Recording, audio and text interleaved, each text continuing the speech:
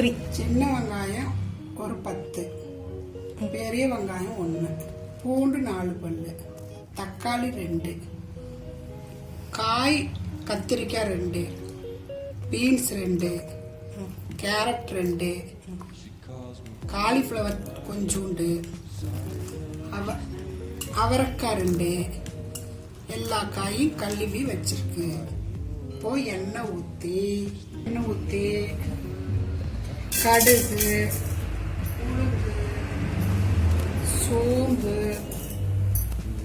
கொஞ்சோண்டு ஜீரகம் எல்லாம் போட்டு பொரியுது.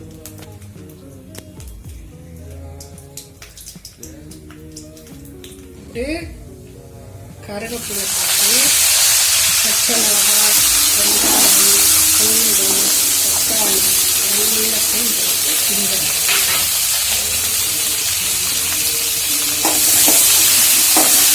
நல்லா வதங்கணும்.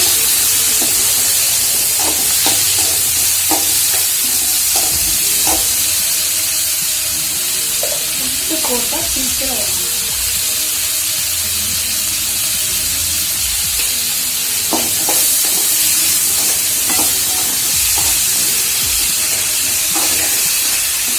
நல்லா வதங்கணும்.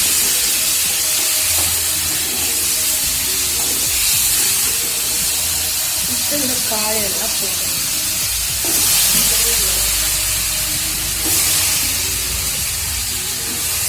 எல்லா காயும் போடணும்.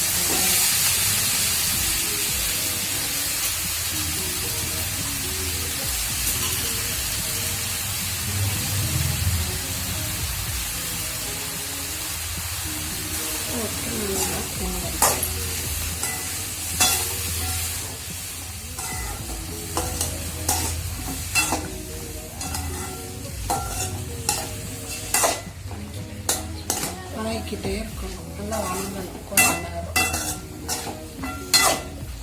இப்போ கொஞ்சோண்டு குழம்பு மிளகாத்தூள் போடணும். ஒரு ஸ்பூன் குழம்பு மிளகாத்தூள் போடணும். அவங்க காரத்துக்கு தகுந்த மாதிரி போட்டுக்கலாம். போட்டு நல்லா கிண்டணும்.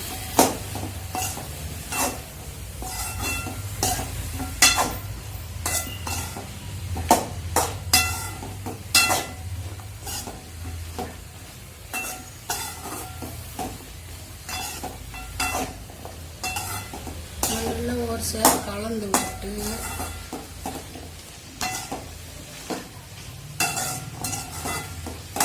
ஒரு 5 நிமிஷம் கழிச்சு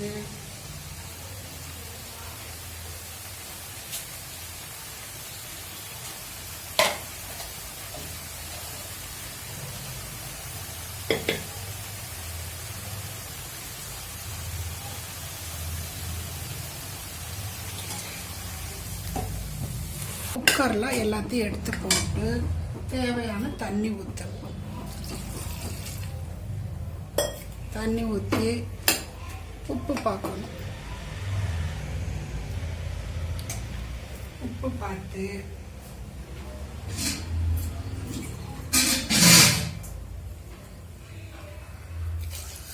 உப்பு பார்த்து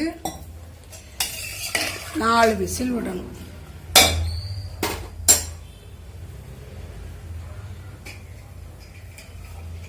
உப்பு பார்த்து 4 விசில் விட்டு ஆவி அடித்து பார்த்து வச்சு நம்மன்னு வாசம் அடிக்குது. இப்போ கடைக்கணும். வேறு காய் எந்த காய் இருக்கோ அந்த காய் போட்டுக்கலாம். ஒன்றும் பிரச்சனையே இல்லை. இப்போ நல்லா கடைஞ்சி விட்டு நல்லா வாசமாக இருக்குது. நல்லா கடைஞ்சி விட்டு அப்படியே சப்பாத்தி, தோசை, இட்லி 3க்கும் சாப்பிட்டுக்கலாம்.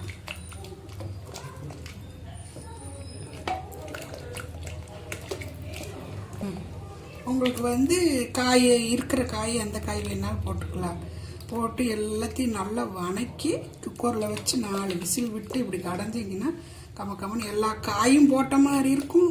சத்தாகவும் இருக்கும், நல்லா டேஸ்ட்டாகவும் இருக்கும். சாப்பிட்டு பாருங்கள். பாய்.